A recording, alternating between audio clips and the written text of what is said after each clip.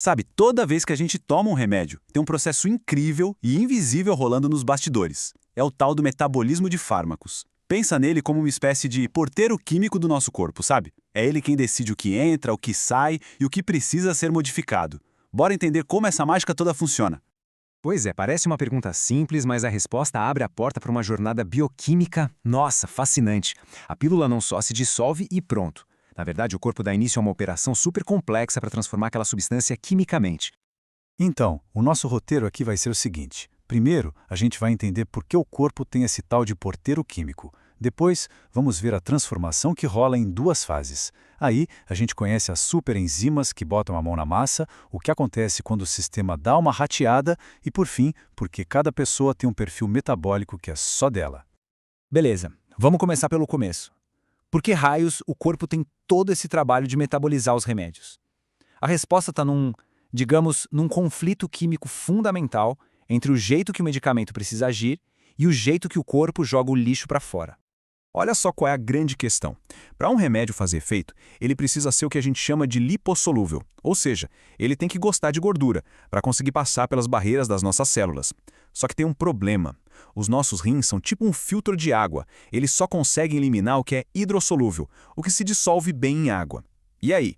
É aí que entra o fígado, funcionando como uma ponte, para transformar a substância e deixar ela prontinha para os rins fazerem o serviço. E essa ponte química tem nome, tá? O nome técnico é biotransformação. É isso mesmo, o corpo literalmente biotransformando uma substância que é estranha para ele em algo que ele consegue dar conta e, no final das contas, mandar embora. Mas essa biotransformação não é só sobre jogar fora não. Ela pode ter 4 resultados bem diferentes. O mais comum, desativar o remédio. Mas às vezes ela faz o contrário. Ela ativa um medicamento que estava inativo. É o caso da codeína, que o corpo transforma em morfina para poder funcionar.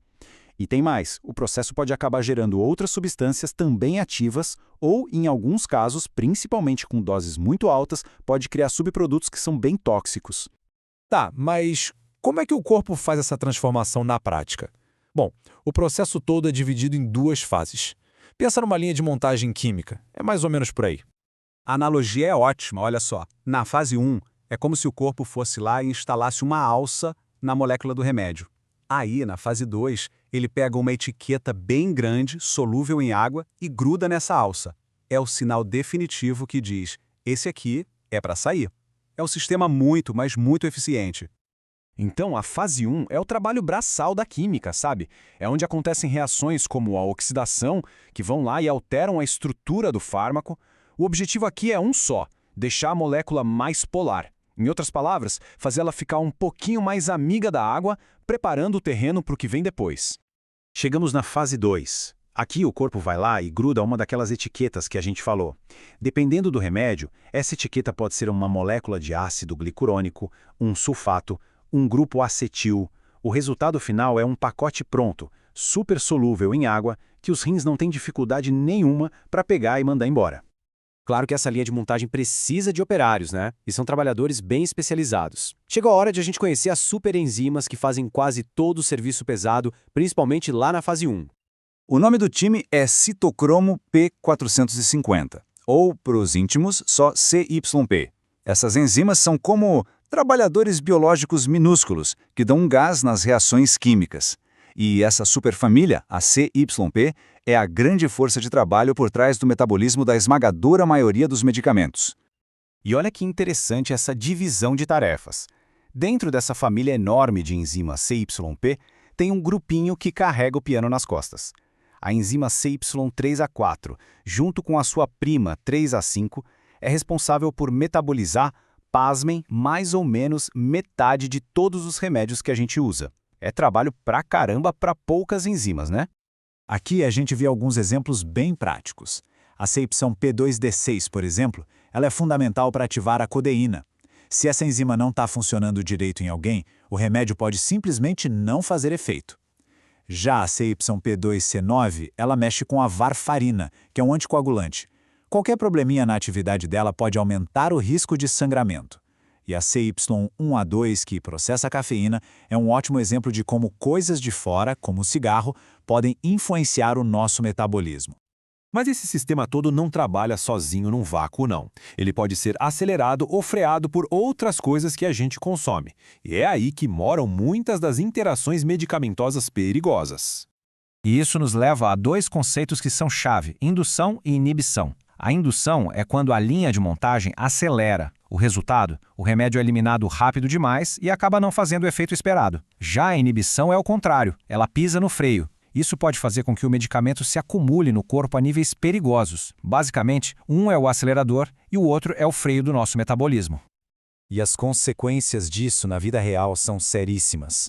Um indutor, por exemplo, pode simplesmente cortar o efeito de um anticoncepcional. Já um inibidor, acredite, até um suco de toranja pode fazer uma dose normal de um remédio virar uma dose tóxica. Fica claro porque é tão importante falar para o médico ou para o farmacêutico absolutamente tudo o que se está tomando, né? Isso tudo nos leva a um ponto que é fundamental. Esse processo todo é extremamente pessoal. A fábrica de metabolismo de cada pessoa opera de um jeito único, exclusivo. O que define isso? É uma combinação de fatores: a nossa genética, a idade, se existe alguma doença e até o estilo de vida. É exatamente por isso que a mesma dose de um remédio pode ser perfeita para uma pessoa, fraca demais para outra e até tóxica para uma terceira.